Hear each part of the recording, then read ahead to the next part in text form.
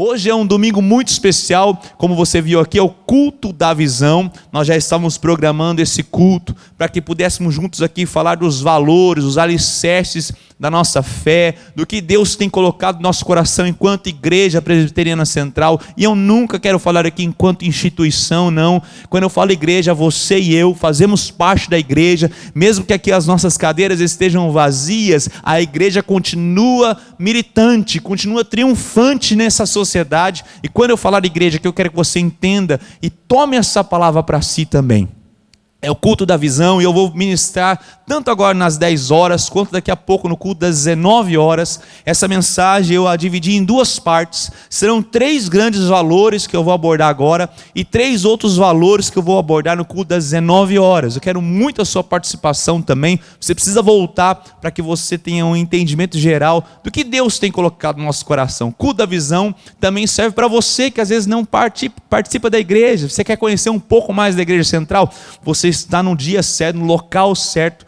Tenho certeza que o Senhor vai falar ao seu coração também, e você vai abraçar essa grande família, que é a família de discípulos e discípulas da Igreja Central, de Cristo na Igreja Central, servindo a igreja local. É muito interessante quando nós falamos de visão, é que simplesmente a nossa visão é uma extensão da visão de Deus. Eu não posso me apropriar e dizer essa visão é minha e pronto. Não, é Deus que tem nos dado uma visão. Quando falamos disso, eu quero que você entenda o que Deus tem ministrado ao nosso coração, ao meu e ao seu coração. É apenas uma extensão. É claro que cada um de nós temos uma vocação especial, cada um de nós temos um dom do qual Deus tem ministrado no nosso coração, mas tudo faz convergir a visão de Deus para o nosso coração. Então, quando formos falar aqui de visão, lembre-se, nossa visão é uma extensão da visão de Deus para nós. Outro grande aspecto, antes de mergulhar nesses 3 primeiros valores da nossa visão, é que a nossa visão sempre é maior que a nossa competência em realizá-la. Você já pensou nisso? Deus nos dá planos, Deus nos dá objetivos, mas eles são sempre maiores do que a competência que temos para realizá-los. Isso é muito interessante, porque quando há um limite da minha e da sua competência, é aí que entra o agir de Deus. E nós temos experimentado muito disso, do agir de Deus em nossa história. E eu quero que você comece a lembrar de situações esse ano. Estamos fazendo aí aniversário de um ano de pandemia. Quantas coisas já passaram, quantas dificuldades tivemos. Um ano de pandemia, quanta história, quantas bênçãos, quantos testemunhos. Nós pastores fazemos sempre esse esforço de lembrar de testemunhos do que o Senhor fez na nossa vida, mas também na vida da igreja. Isso é muito importante para mim e para você. Ou seja, a nossa visão sempre é maior do que a nossa competência, mas Deus tem colocado a sua mão e operado milagres, maravilhas. Então tudo que formos falar aqui, muitas vezes é uma palavra profética, porque nós esperamos viver ela na totalidade, na plenitude. Mas a visão sempre é isso. A visão está sempre alguns passos à frente da nossa competência, para que Deus seja glorificado e venha nos abençoar também nessa grande missão que Ele tem nos dado. A nossa própria visão de vida. Esse é um terceiro aspecto que eu e você temos que entender. A nossa visão de vida, cada um aqui tem um plano, tem um objetivo de vida, tem sonhos familiares, tem sonhos financeiros, emocionais, tem conquistas que busca alcançar. Isso é muito bom, isso é vitorioso para o coração que consegue sonhar, consegue ter visões, planos e objetivos. Você deve continuá-los. Mas a sua visão deve estar dentro do aspecto da visão de Deus para o nosso coração. Muitas vezes nós queremos viver os sonhos da nossa vida de forma independente do que Deus tem ministrado para mim e para você. Eu tenho que entender que a visão da minha própria vida não existe separada da visão do corpo de Cristo. Ou seja, se eu fui colocado em determinado local da sociedade, é para cumprir não só um sonho que Deus tem colocado no meu coração, mas também para cumprir parte da visão que Deus tem dado ao corpo de Cristo. É óbvio, quando lemos o Novo Testamento, em que Jesus diz: ide pregar o evangelho, fazer discípulos. Essa é uma grande extensão da missão que alcança a todos. Alcança o advogado, alcança o professor, alcança aquela pessoa que trabalha numa casa, numa residência, numa portaria, um pastor. Qualquer pessoa tem essa grande visão de Deus, pregar o evangelho onde estamos. Em tantos outros sonhos que eu e você podemos ter, Em todos eles, a visão de Deus deve permear, deve nos dirigir à visão maior que Deus tem para o corpo de Cristo.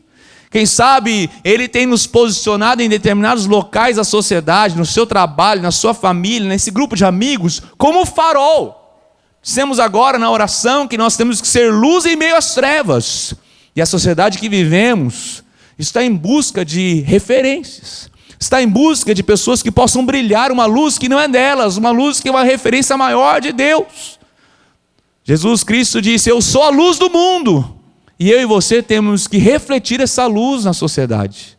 Quem sabe eu e você deveríamos ser reconhecidos como faróis na sociedade, pessoas que têm sim uma palavra de esperança, pessoas que têm sim, não a solução em suas mãos, mas conhece quem tem, é Deus Todo-Poderoso, pessoas que podem brilhar no meio da confusão, pessoas que podem ter esperança quando as pessoas estão angustiadas. Eu e você temos que levar esse valor maior. Agora, quando olhamos para a palavra de Deus, nós temos que nos alicerçar em tudo isso. Há uma frase que usamos aqui em todos os nossos cultos já há anos, que expressa a nossa missão. A nossa missão, essa frase, ela vai denunciar claramente a nossa visão. Ela diz o seguinte: nós existimos para amar, cuidar e encorajar a todos, a fim de crescer em relacionamento com Jesus Cristo. Eu vou ler de novo. Nós existimos para amar, cuidar e encorajar a todos, a fim de crescer em relacionamento com Jesus Cristo.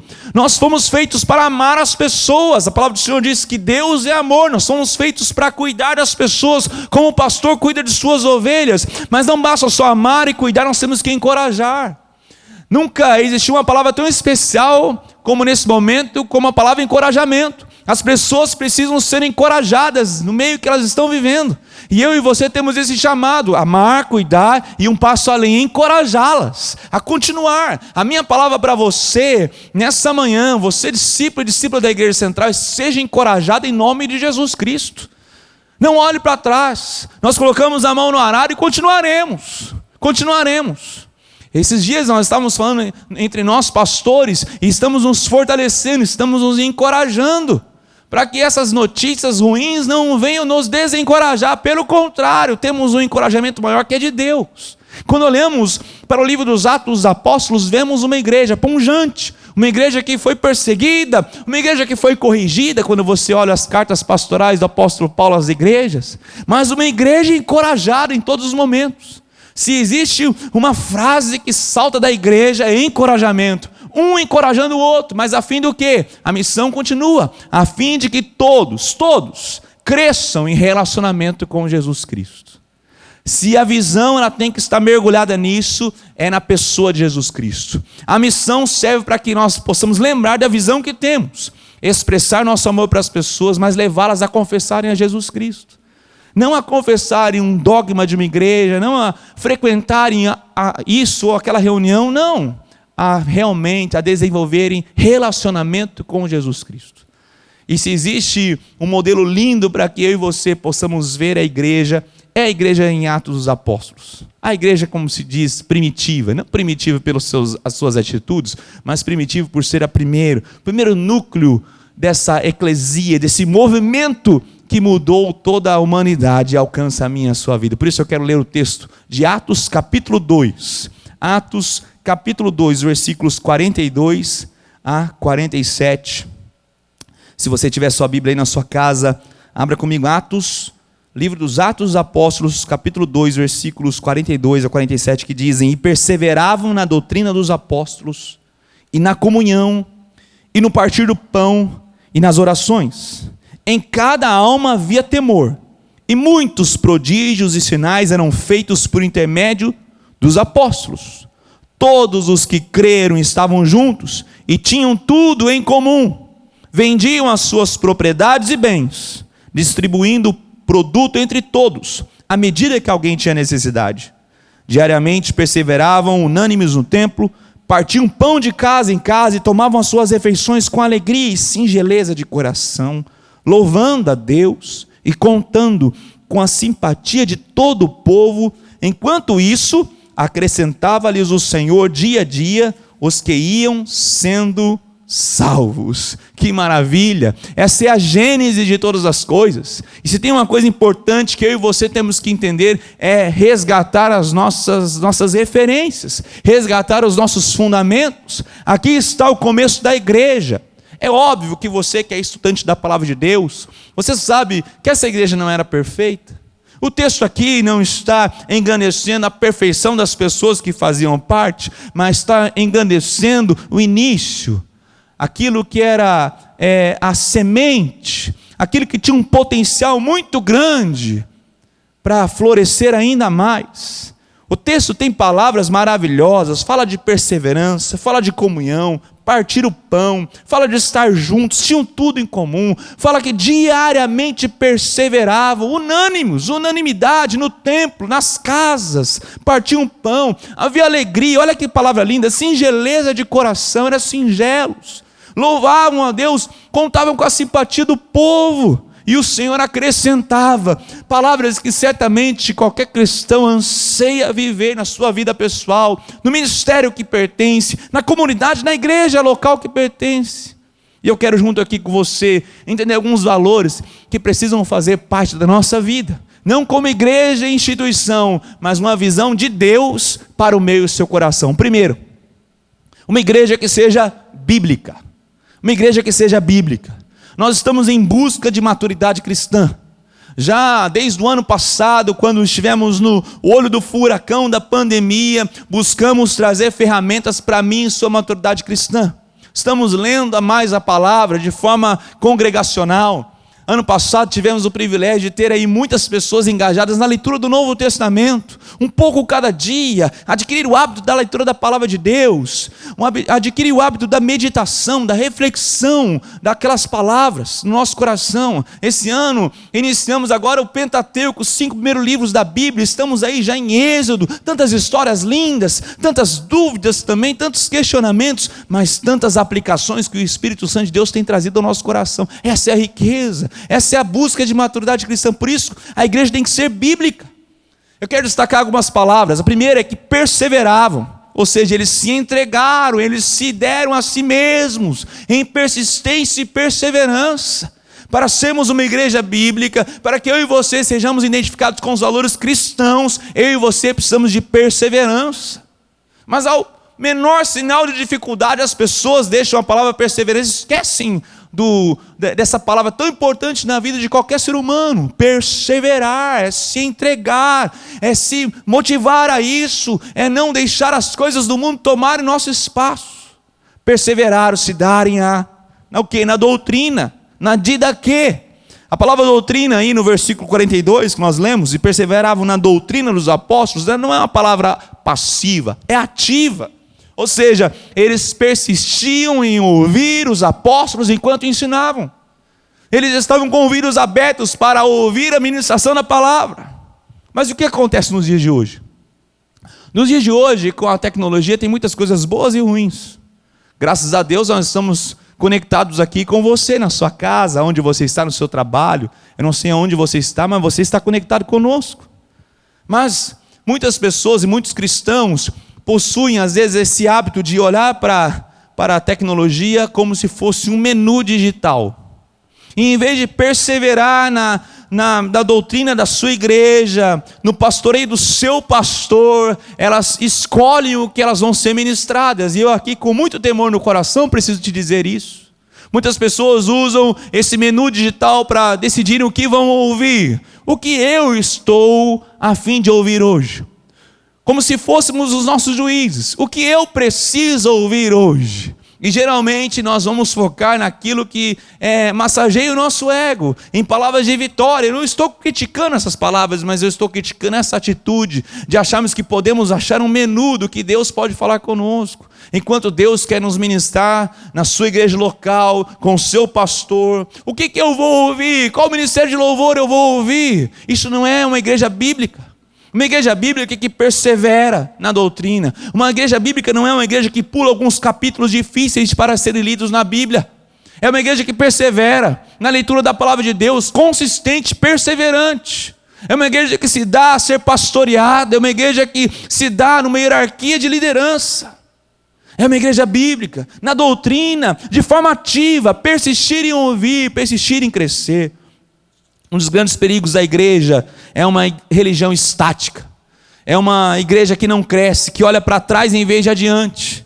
É uma igreja que não aprende nada novo, passa anos e ela não mergulha na palavra de Deus. Estávamos dizendo recentemente, no final do ano passado, estávamos falando sobre isso. Como que a pandemia nos mudou, e não tem como eu e você não termos sido mudados pela pandemia. Eu e você temos sido alterados por esse momento. A gente tem que orar mais. Não é possível que a pandemia não mexeu com você nesse aspecto. Você tem que ler mais ainda a palavra de Deus. Não é possível que a pandemia não tenha trabalhado conosco nesse aspecto. Você tem que pastorear mais o coração dos seus filhos. Isso só se dá com uma boa leitura e reflexão da palavra de Deus. Nós temos que ser bíblicos. Perceba o momento que estamos vivendo. Temos que escolher perseverar. Quem sabe você pode colocar aí no chat da nossa transmissão: eu escolho perseverar. Sabe que você pode colocar isso? Escreve aí: eu escolho perseverar. Vamos juntos. Coloca: eu escolho perseverar na palavra de Deus. Eu escolho a palavra de Deus.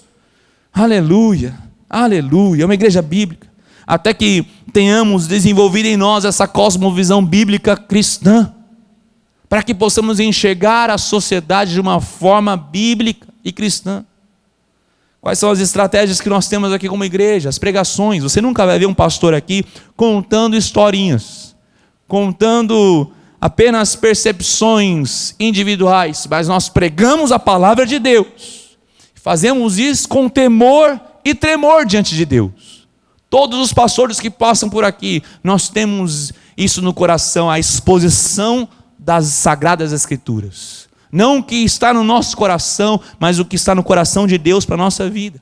Quantos cursos nós temos aqui? Eu poderia citar o trilho da fé na terça-feira, as etapas de libertação, o curso de integração, os cursos do Ministério Família, que pessoalmente me abençoou tanto. Eu e minha família, eu, minha esposa, eu, meus filhos. Temos tantas atividades para o meu e o seu crescimento. Se envolva.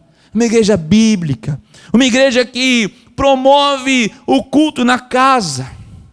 Ontem, eu e minha esposa, nós tivemos uma experiência tão linda.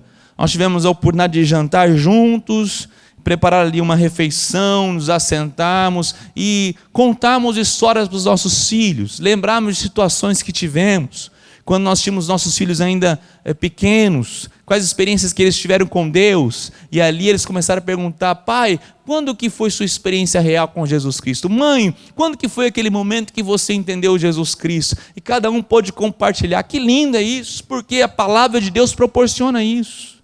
A centralidade na palavra de Deus pode proporcionar coisas lindas na minha e na sua casa, mas nós nos esquecemos da importância e da centralidade das Sagradas Escrituras. Uma igreja bíblica. Mas não é só isso.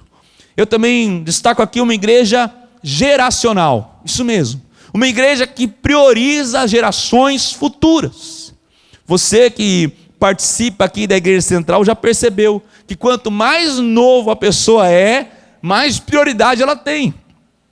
Desde o nosso passado, não muito distante, a prioridade era as crianças. Reverenozinho, enquanto pastor titular aqui nessa igreja, sempre destacou a importância para as crianças, o local para as crianças. A gente sempre fazia a reforma no local das crianças, e agora nós estamos construindo essa grande missão que Deus tem nos dado. Essa edificação que é mais do que pilares, mais do que vigas, mais do que paredes e tijolos. Edificando vidas, a igreja da criança. É uma igreja geracional, uma igreja que se preocupa com toda a família.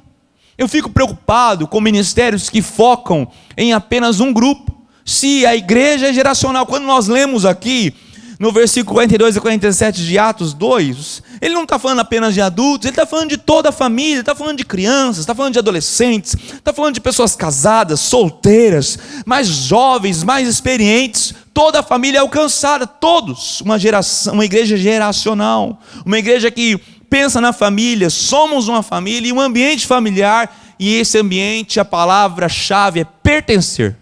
Exato. As gerações precisam pertencer.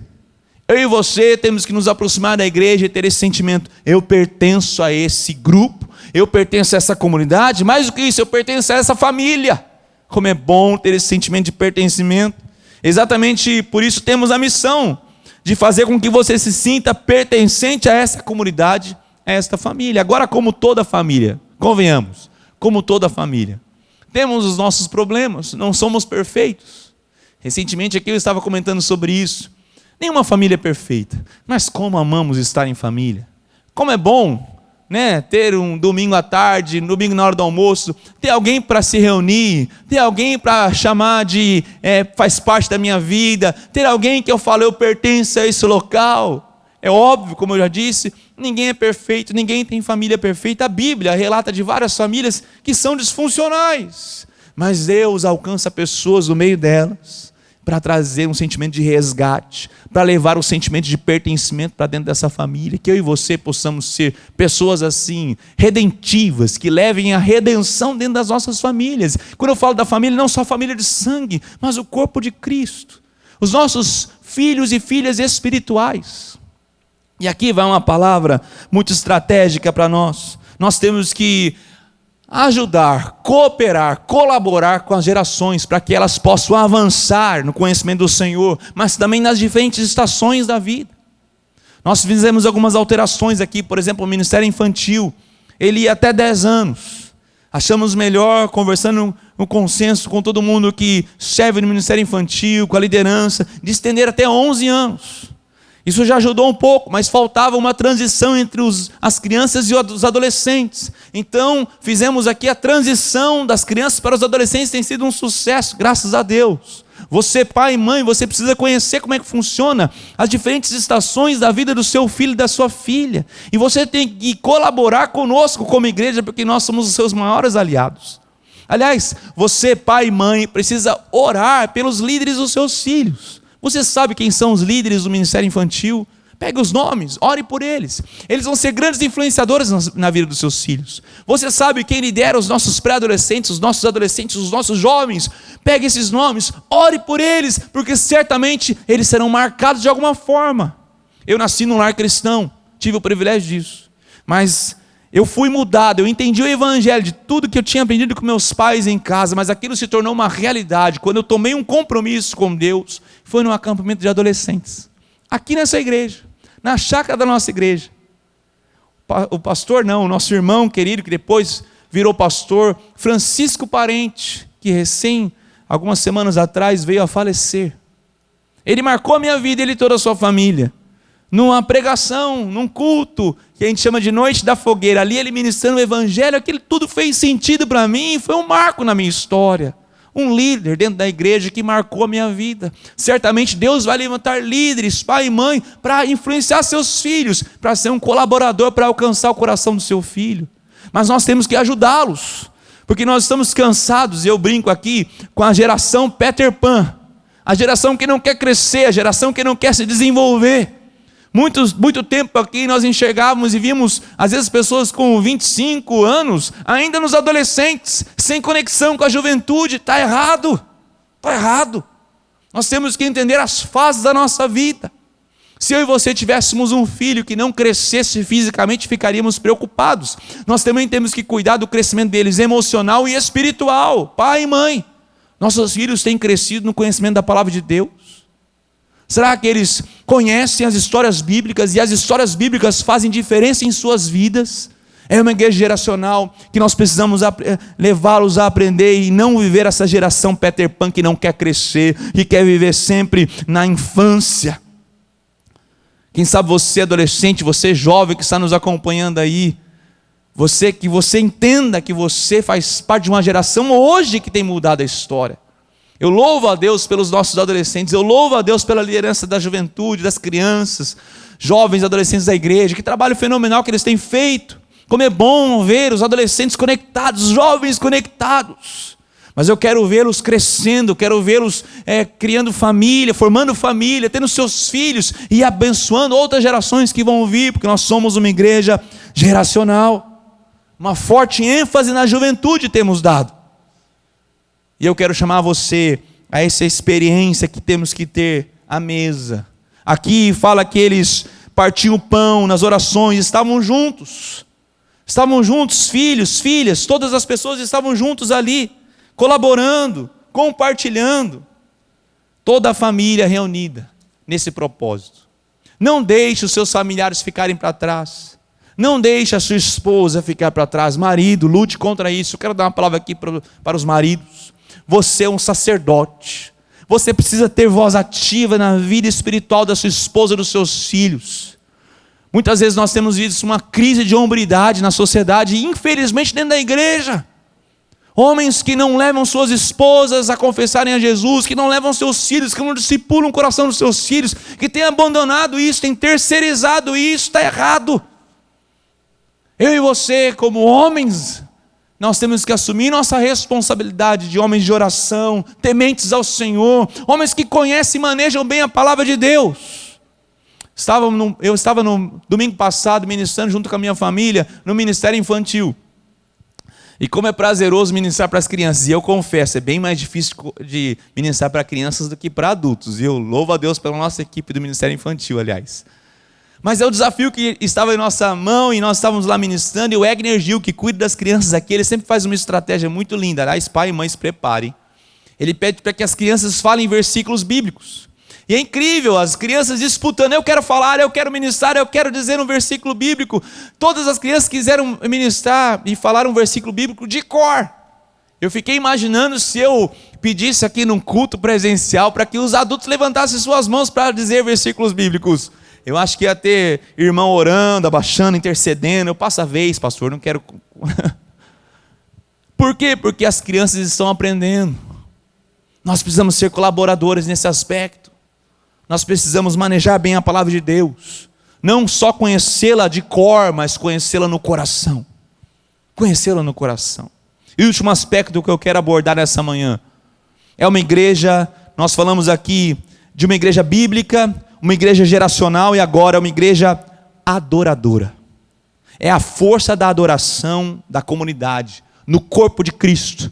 Há algo muito lindo que Deus faz. Fala que perseveravam na doutrina dos apóstolos, na comunhão e no partir do pão e nas orações. Muitas vezes nós pensamos que adorar é cantar, levantar as mãos. Isso faz parte, é um dos aspectos.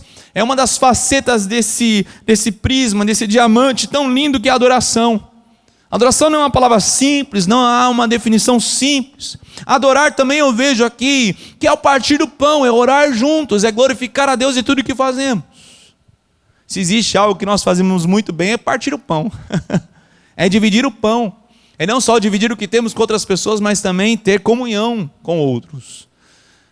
É nos preocuparmos uns com os outros. Estava atendendo uma pessoa que trabalha em outra cidade, ele trabalha numa multinacional, e ele estava falando como ele se destacou nessa multinacional, frente a tantas outras pessoas que trabalham lá há muito mais tempo do que ele.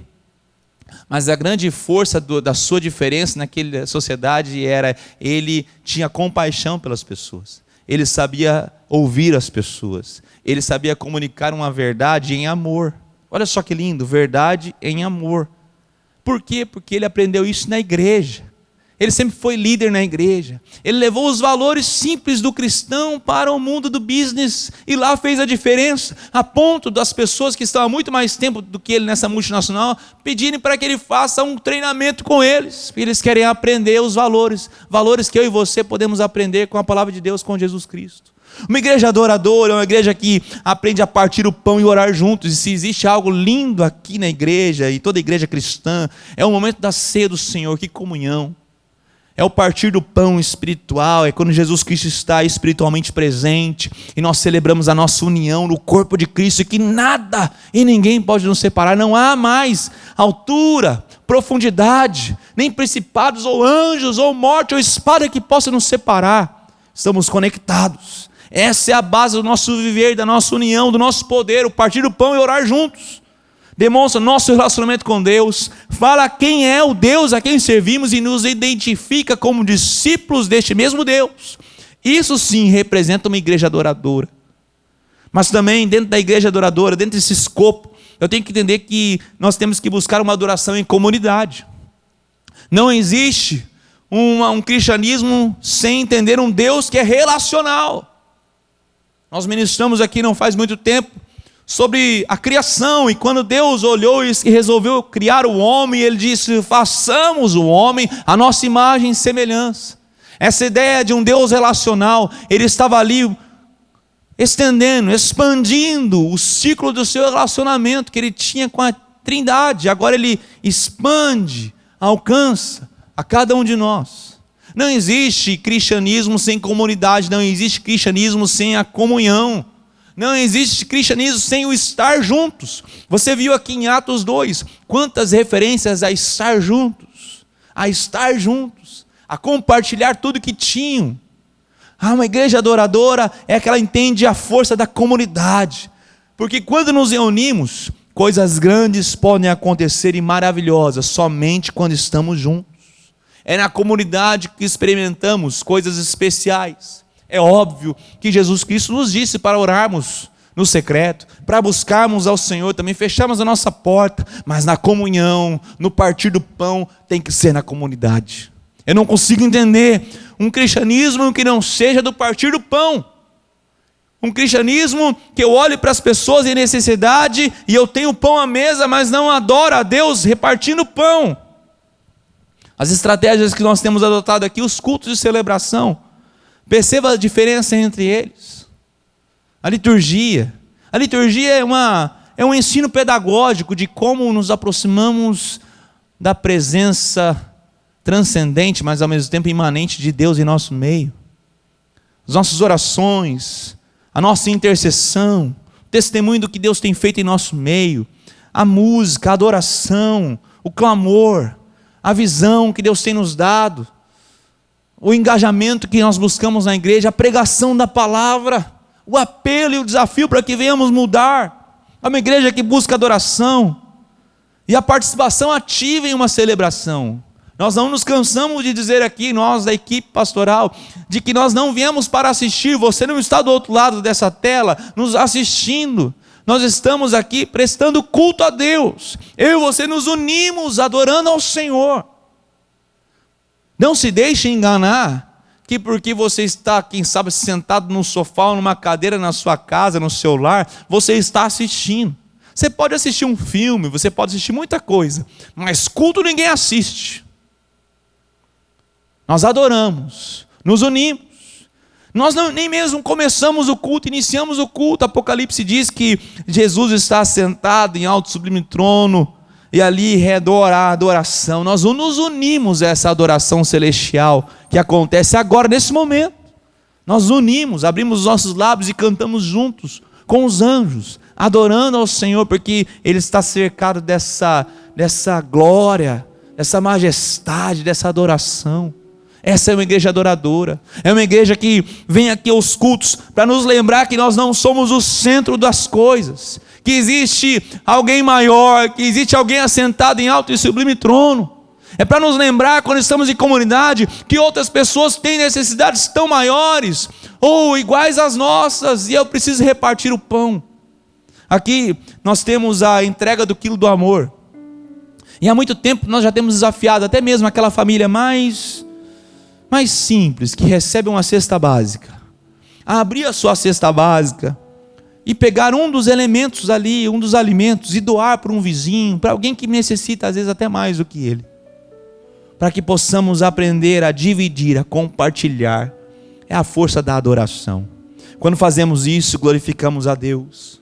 Muitas vezes nós pensamos que a adoração é levantar as mãos, fechar os olhos e cantar. A adoração também é proclamar o Evangelho, através de tantas ações que nós temos. Mesmo em tempos de lockdown, estamos vivendo, sim, na medida do possível, a comunidade. Eu tenho célula também, eu e minha esposa lideramos célula. E tem sido tão bom ver a comunidade juntas.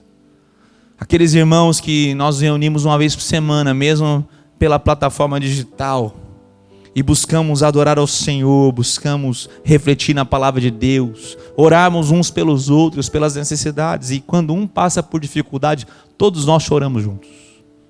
Agora, quando um celebra, todos nós também celebramos juntos. Essa é a força de uma igreja adoradora. Uma igreja adoradora é possível sim, mesmo em meio ao caos. A igreja de Atos estava vivendo um tempo maravilhoso. Mas você lendo o restante dos capítulos, você vai ver a perseguição se levantando. E foi em meio à perseguição da igreja, foi em meio àquele período de dor e sofrimento, em que nem mesmo a liderança estava compreendendo o que estava acontecendo, foi quando Deus suscitou homens e mulheres e trouxe avivamento em Estevão, e depois trouxe avivamento em Paulo, em Silas, em Timóteo, e Deus fez sua igreja crescer. Eu e você temos que aprender a adorar mesmo nesse momento, por uma igreja bíblica, uma igreja geracional, uma igreja adoradora. Eu quero encerrar essa primeira parte da mensagem, eu vou continuar hoje à noite ainda. Quero que você volte, outros 3 grandes aspectos. Lembrando que a nossa visão é simplesmente uma extensão da visão de Deus para o nosso coração, para a nossa igreja.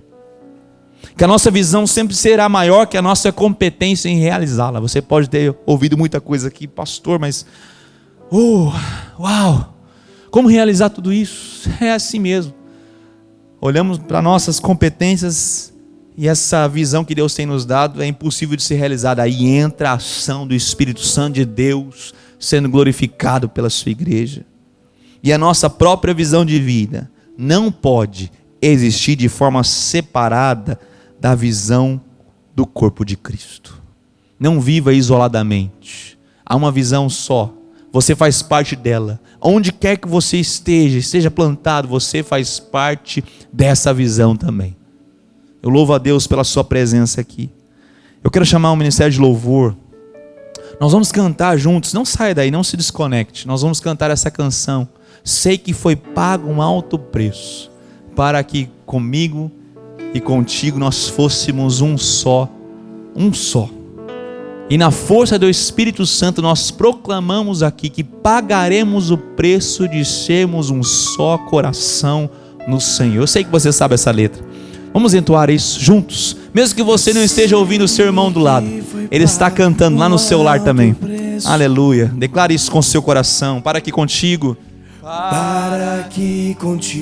eu fosse o meu irmão. Quando Jesus derramou sua vida, Ele pensava em ti, Ele pensava em mim, pensava em nós. Eu sei que foi pago um alto preço,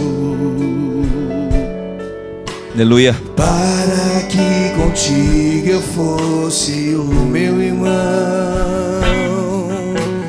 Quando Jesus derramou sua vida, Ele pensava em ti, Ele pensava em mim, pensava em nós, e nos via redimidos por seu sangue, lutando o bom combate do Senhor, lado a lado trabalhando, sua igreja edificando e rompendo as barreiras pelo amor. Vamos cantar isso juntos e na força. E a força do Espírito Santo. Aleluia. Nós proclamamos aqui que pagaremos o preço de sermos um só coração no Senhor. Um só coração do Senhor. E as trevas se lintem e nos tentem separar. Com os nossos olhos em Cristo, unidos iremos andar. Aleluia, Pai. Realmente, unidos iremos andar. Obrigado, ó Pai, porque vivemos algo tão especial, um momento tão especial. Pai, recusamos a murmurarmos, recusamos a reclamarmos, ó Pai, mas que os nossos lábios estejam cheios de gratidão. Ajuda-nos, ó Pai, a enxergar motivos de te agradecer. Mesmo que estejamos enfrentando a enfermidade, reconhecemos que a sua poderosa mão cuida de nós. Nós oramos mais uma vez pelo teu povo, aqueles que estão passando por essa enfermidade terrível que é o coronavírus. Deus, tem misericórdia do teu povo, tem misericórdia, ó Pai, da nossa cidade, do nosso estado, do Brasil e do mundo nessa pandemia. Vem com teu poder, Deus. declare um cessar em nome de Jesus Cristo. Cuida dos nossos discípulos, do nosso rebanho, daqueles que sofrem. Pai, nós oramos por tantas pessoas e temos orado e confiamos que o Senhor ouve a nossa oração, Deus. Confiamos em um Deus que é poderoso para fazer infinitamente mais do que pedimos ou pensamos, segundo o seu poder que opera em nós. Pai, nós declaramos o teu cuidado também sobre a igreja, sobre o ministério, a igreja local. Obrigado por tantos irmãos e irmãs que têm servido essa igreja há mais de 8 décadas. Obrigado, ó Pai, porque o Senhor nos colocou nesse momento para um propósito, que saibamos enxergar, que saibamos identificar o elo da nossa visão pessoal, das nossas conquistas, dos nossos sonhos, com a visão de Deus para a igreja. Que nunca venhamos a nos esquecer que fomos chamados segundo um propósito, que o Senhor de antemão preparou as boas obras para que andássemos nelas. Que possamos realmente ser uma igreja como aprendemos hoje, uma igreja bíblica, na perseverança, na doutrina da palavra das Escrituras. Que possamos ser uma igreja geracional que cuida de todos, que todos tenham espaço nessa igreja. E que possamos realmente, ó Pai, ser uma igreja que te adora, independentemente das circunstâncias. O Senhor tem chamado uma igreja adoradora, em meio à dor e ao sofrimento. Me vem à mente aqui quando Paulo e Silas estavam presos, e à meia-noite, no auge da escuridão, eles levantavam as suas vozes e adoravam e glorificavam a Deus, até aquelas cadeias caírem ao chão. Nós cremos que o Senhor tem suscitado no coração dos teus filhos e filhas a verdadeira adoração. Pai, cuida de cada um de nós. Nesse domingo, essa semana, tantos desafios, mas nós queremos encontrar motivos de gratidão. Obrigado pela visão que o Senhor tem nos dado. Traga-nos novamente às 19 horas para o restante dessa ministração, Deus, e glorifica o teu nome. E que a graça de nosso Senhor Jesus Cristo, o amor de Deus, o Pai, e a comunhão e as consolações do Espírito Santo de Deus sejam com cada um de nós, hoje e sempre. Amém. Deus te abençoe, meu querido.